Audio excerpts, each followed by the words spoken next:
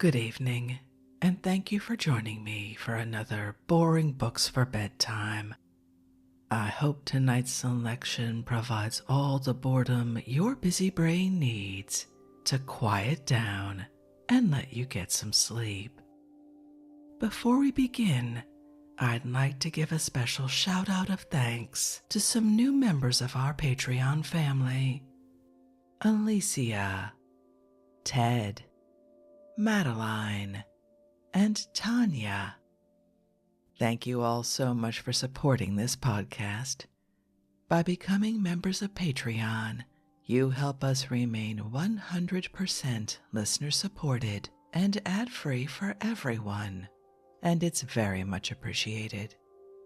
If you're interested in supporting Boring Books for Bedtime and finding out more about the perks available to subscribers, including exclusive episodes, full books, and collections found nowhere else, you'll find a link to Patreon in the show description. You'll also find a link to buymeacoffee.com, where you can support us with a one-time tip, no subscription required. I hope you'll take a moment to check them out. Now, let's read and relax. Find a comfortable spot. Adjust your volume. Take a nice deep breath in. Let it out slowly. And off we go. In something that's become a bit of a tradition here at Boring Books for Bedtime during this oh-so-spooky week, let's relax with more from the Book of Werewolves, being an account of terrible superstition, by Sabine Baring-Gould.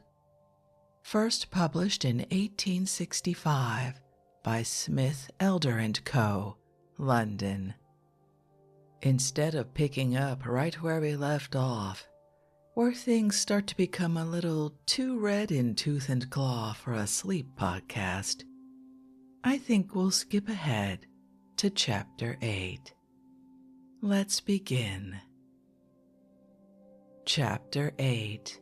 Folklore relating to werewolves. English folklore is singularly barren of werewolf stories, the reason being that wolves had been extirpated from England under the Anglo-Saxon kings, and therefore ceased to be objects of dread to the people. The traditional belief in werewolfism must, however, have remained long in the popular mind, though at present it has disappeared, for the word occurs in old ballads and romances. Thus in Kempion, "Oh, was it werewolf in the wood, or was it mermaid in the sea? Or was it man or vile woman, my ain true love, that misshaped thee?" There is also the romance of William and the werewolf in Hartshorn, but this professes to be a translation from the French. For he of French this fair tale first did translate, in ease of English men, in English speech. In the popular mind, the cat or the hare have taken the place of the wolf for witches' transformation, and we hear often of the hags attending the Devil's Sabbath in these forms. In Devonshire, they range the moors in the shape of black dogs, and I know a story of two such creatures appearing in an inn and nightly drinking the cider, till the publican shut a silver button over their heads, when they were instantly transformed into two ill-favored old ladies of his acquaintance. On Heathfield, near Tavistock, the wild huntsman rides by full moon with his woosh hounds, and a white hare which they pursued was once rescued by a goody returning from market, and discovered to be a transformed young lady. Gervase of Tilbury says in his Otia Imperialia, Vidimus frequenter in Anglia, per lunationes, homines in lupos mutare, quod hominum genus Gerulphos Galli vocant, Angli vero werwolf dicunt, ver enim Anglice virum sonat, vulf lupum. Gervais may be right in his derivation of the name, and werewolf may mean man-wolf, though I have elsewhere given a different derivation, and one which I suspect is truer. But Gervais has grounds for his assertion that ver signifies man. It is so in Anglo-Saxon, vir in Gothic, vir in Latin, ver in Icelandic, vira Zend, Viers, Old Prussian, Weirs, Lettish, Vera, Sanskrit, and Beer, Bengali. There have been cases of cannibalism in Scotland, but no bestial transformation is hinted at in connection with them. Thus Boethius, in his History of Scotland, tells us of a robber and his daughter who devoured children, and Lindsay of Pitscotty gives a fuller account. Winton also has a passage in his Metrical Chronicle regarding a cannibal who lived shortly before his own time, and he may easily have heard about him from surviving contemporaries. It was about the year 1340 when a large portion of Scotland had been devastated by the arms of Edward III. We have only to compare the two cases with those recorded in the previous chapters, and we see at once how the popular mind in Great Britain had lost the idea of connecting change of form with cannibalism. A man guilty of the crimes committed by the Angus Brigand or the Carl of Perth would have been regarded as a werewolf in France or Germany, and would have been tried for lycanthropy. Saint Jerome, by the way, brought a sweeping charge against the Scots. He visited Gaul in his youth about 880, and he writes, "When I was a young man in Gaul, I may have seen the Atticotti, a British people who live upon human flesh, and when they find herds of pigs, droves of cattle, or flocks of sheep in the woods, they prefer the shepherd to the flock." Gibbon, who quotes this passage, says on it, "If in the neighborhood of the commercial and literary town of Glasgow a race of cannibals has really existed, we may contemplate, in the period of the Scottish history, the opposite extremes of savage and civilized life." Such reflections tend to enlarge the circle of our ideas and to encourage the pleasing hope that New Zealand may produce in a future age the Hume of the Southern Hemisphere. If traditions of werewolves are scanty in England, it is quite the reverse if we cross the water. In the south of France, it is still believed that fate has destined certain men to be lycanthropists, that they are transformed into wolves at full moon. The desire to run comes upon them at night. They leave their beds, jump out of a window, and plunge into a fountain. After the bath, they come out covered with dense fur, walking on all fours, and commence a raid over fields and meadows, through woods and villages, biting all beasts and human beings that come in their way. At the approach of dawn, they return to the spring, plunge into it, lose their furry skins, and regain their deserted beds. Sometimes the loup-garou is said to appear under the form of a white dog or to be loaded with chains. But there is probably a confusion of ideas between the werewolf and the church dog, barghest, padfoot, wooshhound, or by whatever name the animal supposed to haunt a churchyard is designated. In the Perigord, the werewolf is called Loup-Larue. Certain men, especially bastards, are obliged at each full moon to transform themselves into these diabolical beasts. It is always at night that the fit comes on. The lycanthropist dashes out of a window, springs into a well, and after having struggled in the water for a few moments, rises from it dripping and invested with a goatskin which the devil has given him.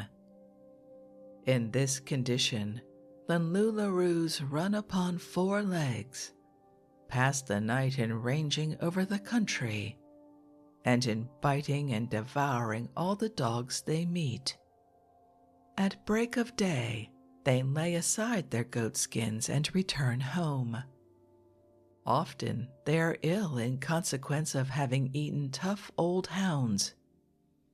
One great nuisance to them is the fact that they may be wounded or killed in the Loup-Larue state. With the first effusion of blood, their diabolical covering vanishes, and they are recognized, to the disgrace of their families.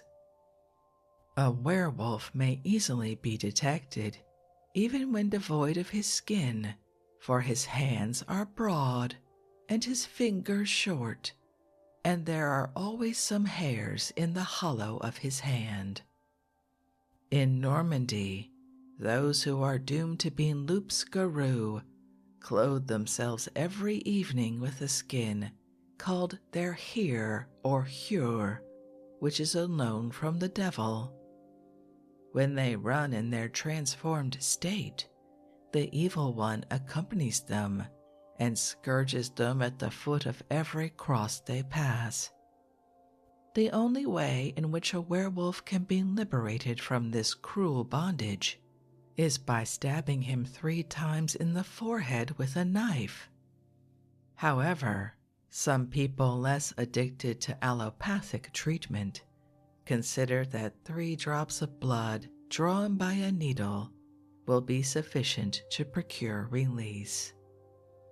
According to an opinion of the vulgar in the same province, the loup-garou is sometimes a metamorphosis forced upon the body of a damned person who, after having been tormented in his grave, has torn his way out of it.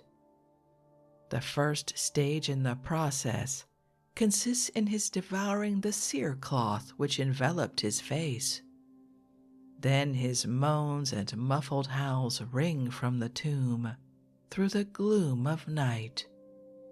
The earth of the grave begins to heave, and at last, with a scream, surrounded by a phosphorescent glare and exhaling a fetid odor, he bursts away as a wolf. In Les Bassins, they attribute to sorcerers the power of metamorphosing certain men into beasts, but the form of a dog is that principally affected by them. In Norway, it is believed that there are persons who can assume the form of a wolf or a bear, Huseborn, and again resume their own. This property is either imparted to them by the trollmen, or those possessing it are themselves trolls. In a hamlet in the midst of a forest, there dwelt a cottager named Lasse and his wife. One day he went out in the forest to fell a tree, but had forgot to cross himself and say his paternoster, so that some troll or wolf witch, Varga Moor, obtained power over him and transformed him into a wolf. His wife mourned him for many years, but one Christmas Eve there came a beggar woman, very poor and ragged, to the door, and the good woman of the house took her in, fed her well, and treated her kindly. At her departure, the beggar woman said that the wife would probably see her husband again, as he was not dead, but was wandering in the forest as a wolf. Towards nightfall, the wife went to her pantry to place in it a piece of meat for the morrow, when on turning to go out, she perceived a wolf standing before her, raising itself with its paws on the pantry steps, regarding her with sorrowful and hungry looks. Seeing this, she exclaimed, "If I were sure that thou wert my own Lasse, I would give thee a bit of meat." At that instant the wolfskin fell off, and her husband stood before her in the clothes he wore on the unlucky morning when she had last beheld him. Finns, Lapps, and Russians are held in particular aversion, because the Swedes believe that they have power to change people into wild beasts. During the last year of the war with Russia, when Kalmar was overrun with an unusual number of wolves, it was generally said that the Russians had transformed their Swedish prisoners into wolves and sent them home to infest the country. In Denmark, the following stories are told. A man who from his childhood had been a werewolf, when returning one night with his wife from a merrymaking, observed that the hour was at hand when the evil usually came upon him. Giving therefore the reins to his wife, he descended from the vehicle, saying to her, "If anything comes to thee, only strike at it with thine apron." He then withdrew, but immediately after, the woman, as she was sitting in the vehicle, was attacked by a werewolf. She did as the man had enjoined her, and struck it with her apron, from which it rived a portion and then ran away. After some time the man returned, holding in his mouth the rent portion of his wife's apron, on seeing which she cried out in terror, "Good Lord, man, why, thou art a werewolf." "Thank thee, wife," said he, "now I am free," and from that time he was no more afflicted. If a female at midnight stretches between 4 sticks, the membrane which envelops the foal when it is brought forth, and creeps through it naked, she will bear children without pain. But all the boys will be werewolves, and all the girls maras. By day the werewolf has the human form, though he may be known by the meeting of his eyebrows above the nose. At a certain time of the night, he has the form of a dog on 3 legs.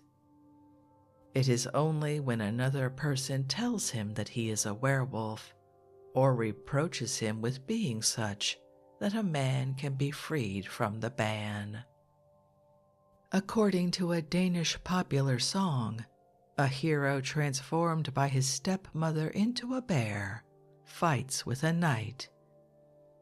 "For 'tis she who hath bewitched me, a woman false and fell, bound an iron girdle round me. If thou canst not break this belt, knight, I'll thee destroy."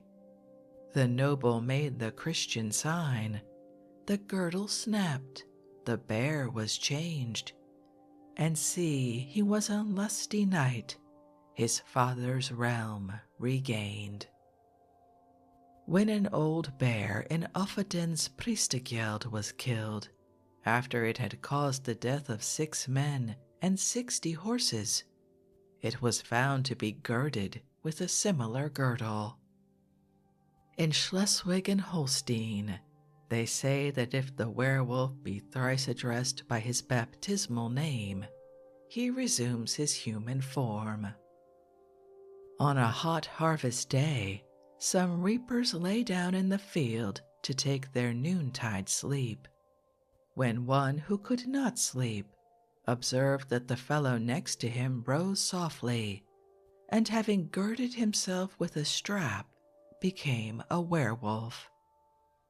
A young man belonging to Yagarup, returning late one night from Billund, was attacked when near Yagarup by 3 werewolves, and would probably have been torn to pieces had he not saved himself by leaping into a rye field, for there they had no more power over him.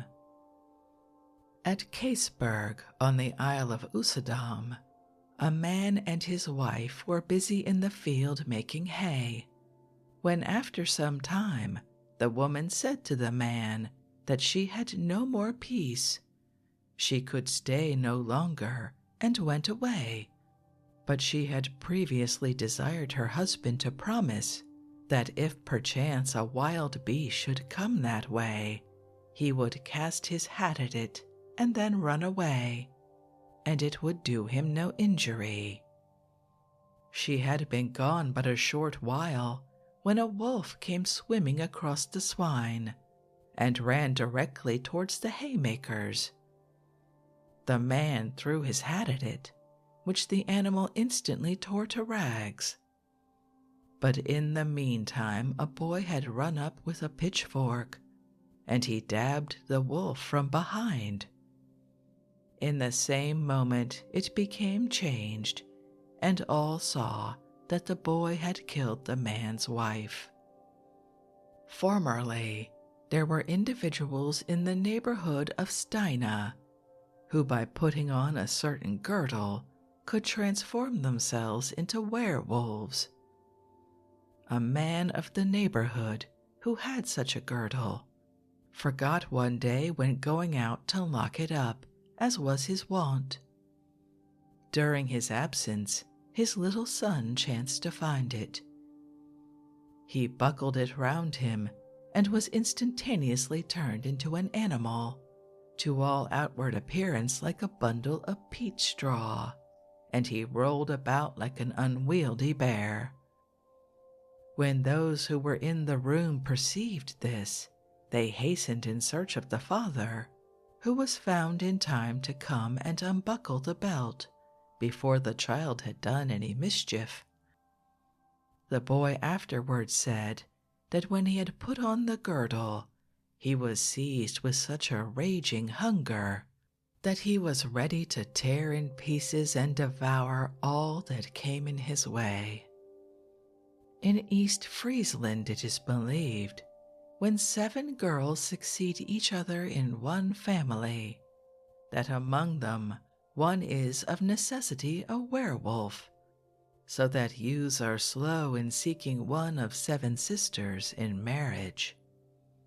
According to a curious Lithuanian story related by Schleicher, a person who is a werewolf or bear has to remain kneeling in one spot for 100 years before he can hope to obtain release from his bestial form. In the Netherlands, they relate the following tale. A man had once gone out with his bow to attend a shooting match at Roos, but when about halfway to the place, he saw on a sudden a large wolf spring from a thicket and rush towards a young girl who was sitting in a meadow by the roadside watching cows. The man did not long hesitate, but quickly drawing forth an arrow, took aim and luckily hit the wolf in the right side, so that the arrow remained sticking in the wound, and the animal fled howling to the wood. On the following day, he heard that a serving man of the burgomaster's household lay at the point of death, in consequence of having been shot in the right side on the preceding day. This so excited the archer's curiosity that he went to the wounded man and requested to see the arrow, He recognized it immediately as one of his own. Then, having desired all present to leave the room, he persuaded the man to confess that he was a werewolf. On the following day, he died. Among the Bulgarians and Slovakians, the werewolf is called Verkolak, a name resembling that given it by the modern Greeks. The Greek werewolf is closely related to the vampire. The lycanthropist falls into a cataleptic trance, during which his soul leaves his body, enters that of a wolf, and ravens for blood. On the return of the soul, the body is exhausted and aches as though it had been put through violent exercise. After death, lycanthropists become vampires. They are believed to frequent battlefields in wolf or hyena shapes, and to suck the breath from dying soldiers, or to enter houses and steal the infants from their cradles. Modern Greeks call any savage-looking man, with dark complexion and with distorted misshapen limbs, a werewolf, and suppose him to be invested with power of running in wolf form.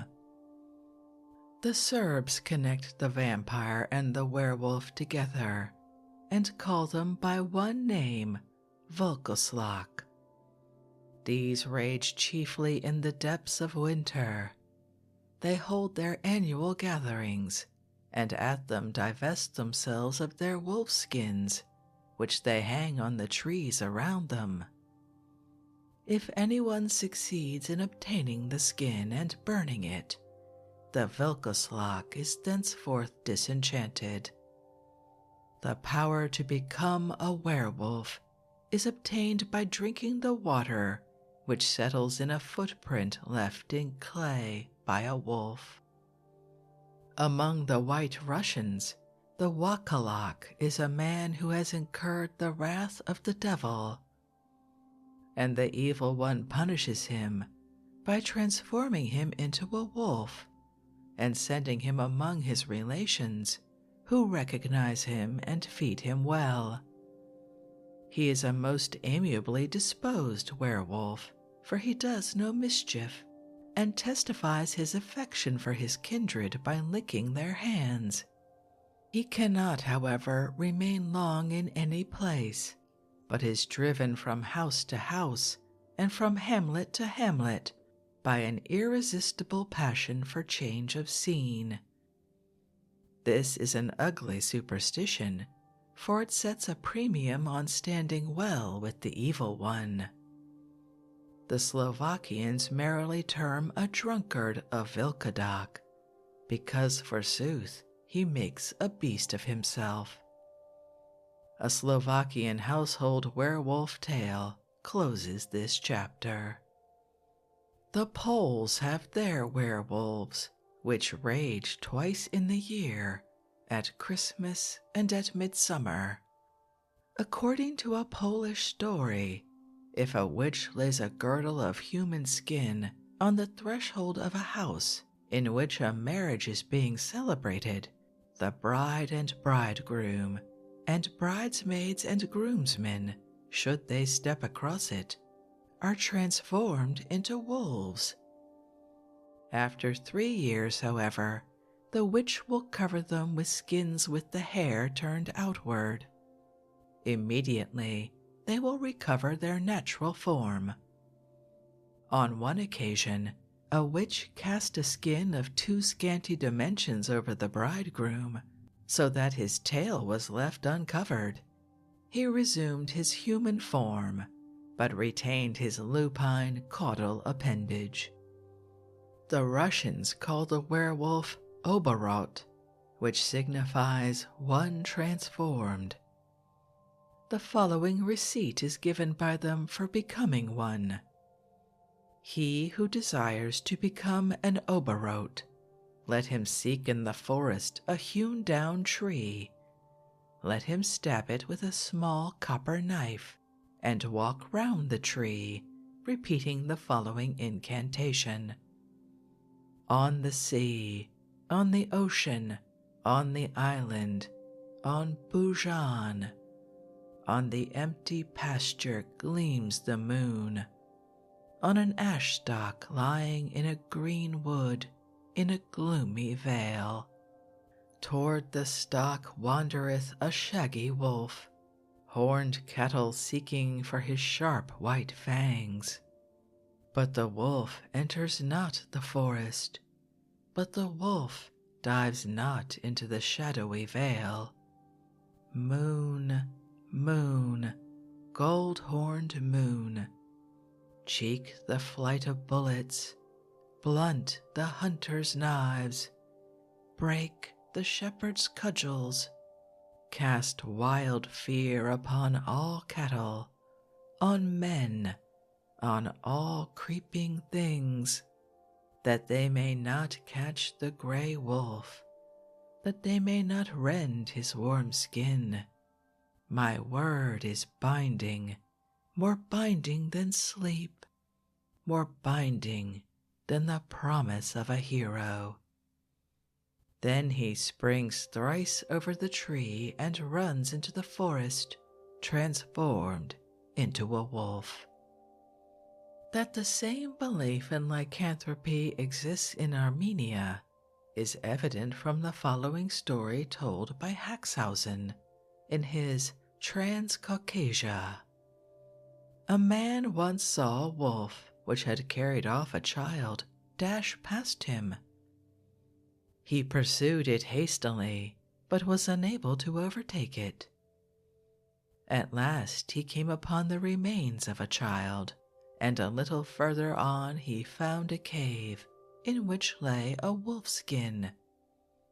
This he cast into a fire, and immediately a woman appeared, who howled and tried to rescue the skin from the flames. The man, however, resisted, and as soon as the hide was consumed, the woman had vanished in the smoke. In India, on account of the prevalence of the doctrine of metempsychosis, the belief in transformation is widely diffused. Traces of genuine lycanthropy are abundant in all regions whither Buddhism has reached. In Ceylon, in Tibet, and in China, we find it still forming a portion of the national creed. In the Panchatantra is a story of an enchanted Brahmin son, who by day was a serpent, by night a man. Vikramaditya's father, the son of Indra, was condemned to be an ass by day and a man by night. A modern Indian tale is to this effect. A prince marries a female ape, but his brothers wed handsome princesses. At a feast given by the queen to her stepdaughters, there appears an exquisitely beautiful lady in gorgeous robes. This is none other than the she-ape, who has laid aside her skin for the occasion. The prince slips out of the room and burns the skin, so that his wife is prevented from resuming her favorite appearance. Nathaniel Pierce gives an account of an Abyssinian superstition, very similar to that prevalent in Europe. He says that in Abyssinia, the gold and silversmiths are highly regarded, but that the iron workers are looked upon with contempt as an inferior grade of beings. Their kinsmen even ascribe to them the power of transforming themselves into hyenas or other savage beasts. All convulsions and hysterical disorders are attributed to the effect of their evil eye. The Amara call them Buddha, the Tigray Tabib. There are also Mohammedan and Jewish Buddhas. It is difficult to explain the origin of this strange superstition. These Buddhas are distinguished from other people by wearing gold earrings, and Coffin declares that he has often found hyenas with these rings in their ears, even among the beasts which he has shot or speared himself. But how these rings got into their ears is more than Coffin was able to ascertain. Beside their power to transform themselves into hyenas or other wild beasts, all sorts of other strange things are ascribed to them, and the Abyssinians are firmly persuaded that they rob the graves by midnight, and no one would venture to touch what is called quanter, or dried meat in their houses, though they would not object to partake of fresh meat if they had seen the animal from which it came. Coffin relates, as eyewitness of the fact, the following story. Among his servants was a Buddha, who one evening, whilst it was still light, came to his master and asked leave of absence till the following morning. He obtained the required leave and departed, but scarcely had Coffin turned his head when one of his men exclaimed, "Look, there he is, changing himself into hyena," pointing in the direction taken by the Buddha. Coffin turned to look, and although he did not witness the process of transformation, the young man had vanished from the spot on which he had been standing not 100 paces distant, and in his place was a hyena running away. The place was a plain without either bush or tree to impede the view. Next morning, the young man returned and was charged by his companions with the transformation. This he rather acknowledged than denied, for he excused himself on the plea that it was the habit of his class. This statement of Pierce is corroborated by a note contributed by Sir Gardner Wilkinson to Rawlinson's Herodotus, Book 4, Chapter 105. A class of people in Abyssinia are believed to change themselves into hyenas when they like. On my appearing to discredit it, I was told by one who lived for years there that no well-informed person doubted it, and that he was once walking with one of them when he happened to look away for a moment, and on turning again towards his companion, he saw him trotting off in the shape of a hyena. He met him afterwards in his old form. These worthies are blacksmiths. A precisely similar superstition seems to have existed in America, for Joseph Acosta, in his Histoire nationale des Indes, relates that the ruler of a city in Mexico, who was sent for by the predecessor of Montezuma, transformed himself before the eyes of those who were sent to seize him into an eagle, a tiger, and an enormous serpent. He yielded at last and was condemned to death. No longer in his own house, he was unable to work miracles so as to save his life. The Bishop of Chiapa, a province of Guatemala, in a writing published in 1702, ascribes the same power to the Naguals or national priests, who labor to bring back to the religion of their ancestors the children brought up as Christians by the government. After various ceremonies, when the child instructed advanced to embrace him, the Nagual suddenly assumed a frightful aspect, and under the form of a lion or tiger appeared chained to the young Christian convert. Among the North American Indians, the belief in transformation is very prevalent. The following story closely resembles one very prevalent all over the world. One Indian fixed his residence on the borders of the Great Bear Lake, taking with him only a dog big with young. In due time, this dog brought forth 8 pups. Whenever the Indian went out to fish, he tied up the pups to prevent the straying of the litter. Several times as he approached his tent, he heard noises proceeding from it, which sounded like the talking, the laughing, the crying, the wail, and the merriment of children. But on entering it, he only perceived the pups tied up as usual. His curiosity being excited by the noises he had heard, he determined to watch and learn whence these sounds proceeded and what they were. One day he pretended to go out to fish, but instead of doing so, he concealed himself in a convenient place.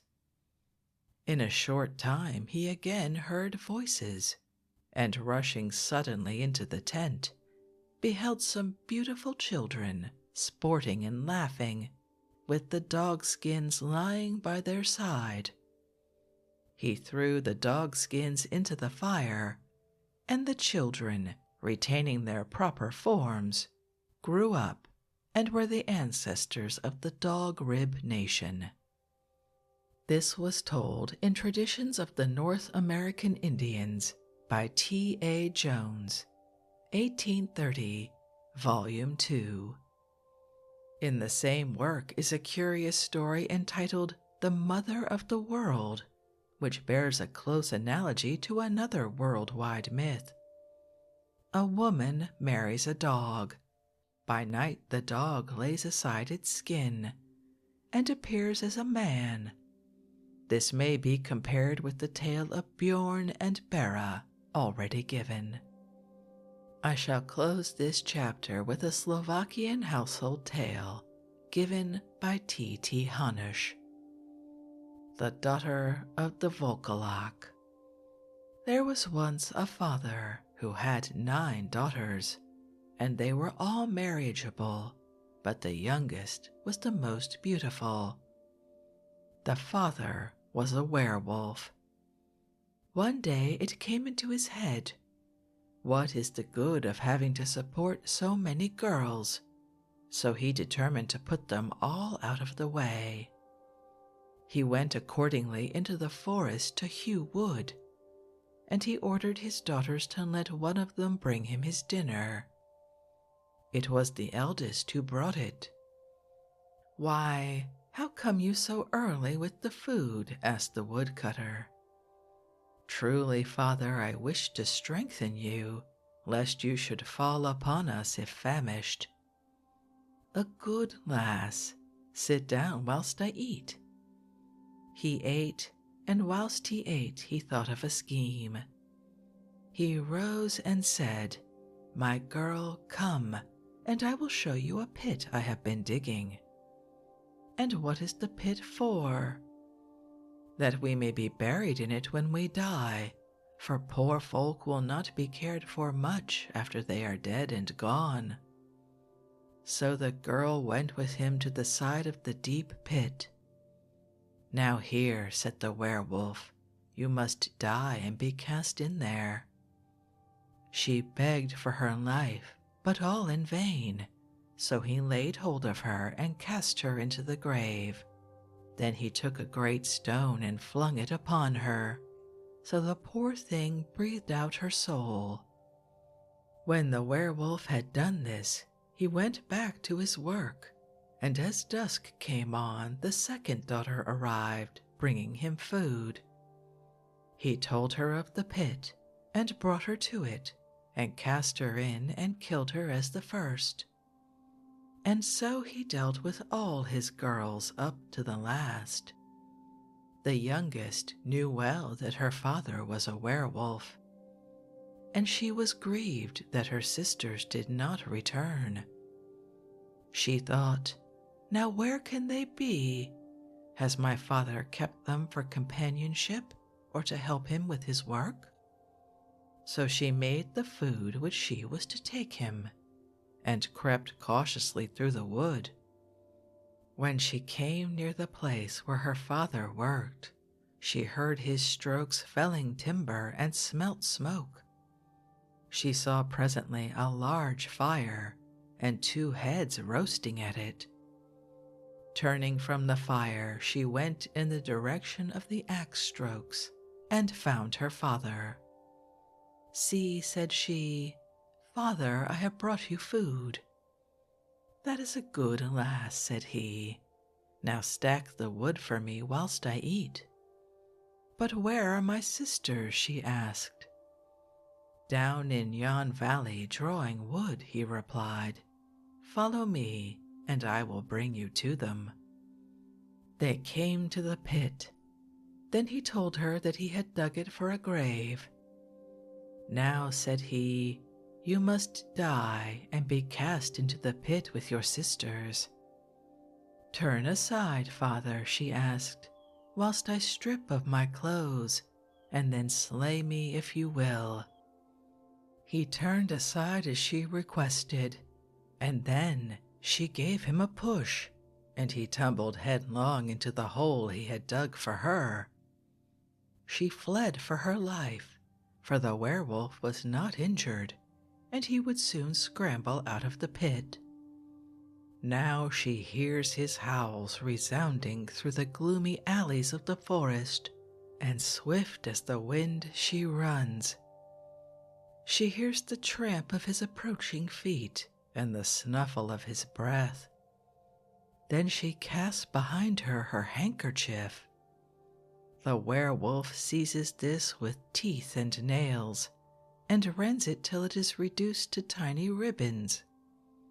In another moment he is again in pursuit, foaming at the mouth, and howling dismally, whilst his red eyes gleam like burning coals.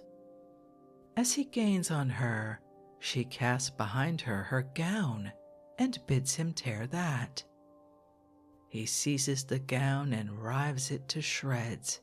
Then again he pursues. This time she casts behind her her apron, next her petticoat, then her shift, and at last runs much in the condition in which she was born. Again the werewolf approaches. She bounds out of the forest into a hayfield and hides herself in the smallest heap of hay. Her father enters the field, runs howling about it in search of her, cannot find her, and begins to upset the different haycocks, all the while growling and gnashing his gleaming white fangs in his rage at her having escaped him. The foam flakes drop at every step from his mouth, and his skin is reeking with sweat. Before he has reached the smallest bundle of hay, his strength leaves him. He feels exhaustion begin to creep over him, and he retires to the forest. The king goes out hunting every day.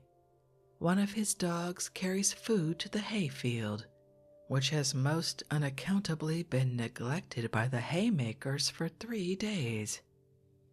The king, following the dog, discovers the fair damsel. Not exactly in the straw, but up to her neck in hay.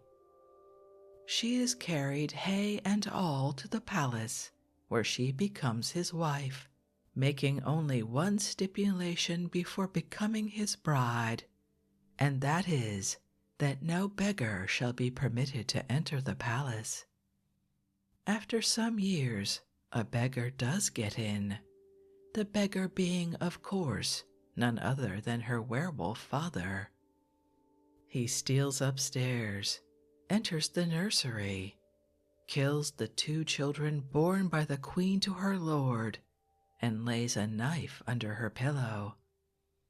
In the morning, the king, supposing his wife to be the murderess, drives her from home with the dead princes.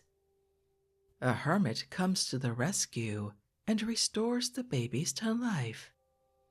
The king finds out his mistake, is reunited to the lady out of the hay, and the werewolf is cast off a high cliff into the sea, and that is the end of him.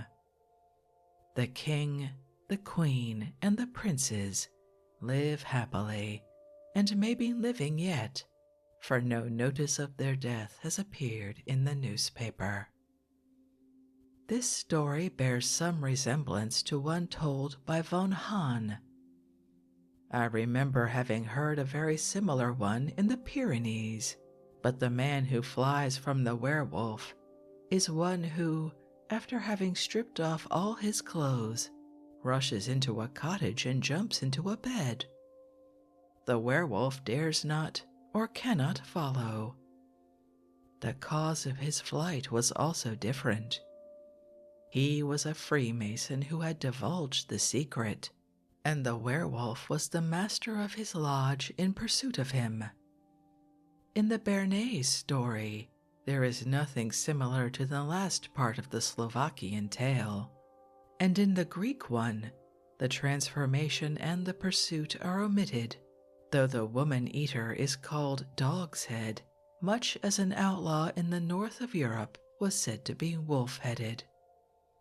It is worthy of notice in the tale of the daughter of the Volkalok that the werewolf fit is followed by great exhaustion, and that the wolf is given clothes to tear, much as in the Danish stories already related.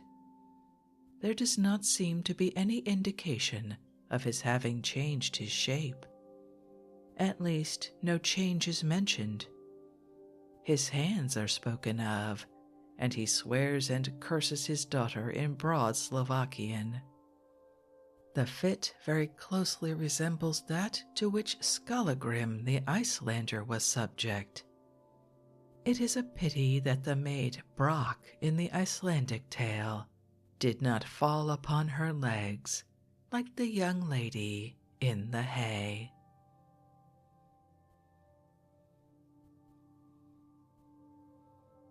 And with that curious tale in a series of them, we've reached the end of Chapter 8 of the Book of Werewolves. I hope you enjoyed that. If you'd like to read this work for yourself, and perhaps review those chapters that I chose to skip over, as always, you'll find a link to a free ebook from Project Gutenberg in the show description. If you'd like to connect, suggest a boring book you'd like to hear read, or request more from one we've already started, you can drop me an email via our website, www.boringbookspod.com. It's always a pleasure to hear from you. Thank you so much for joining me for this evening's reading. Until our next boring book, good night.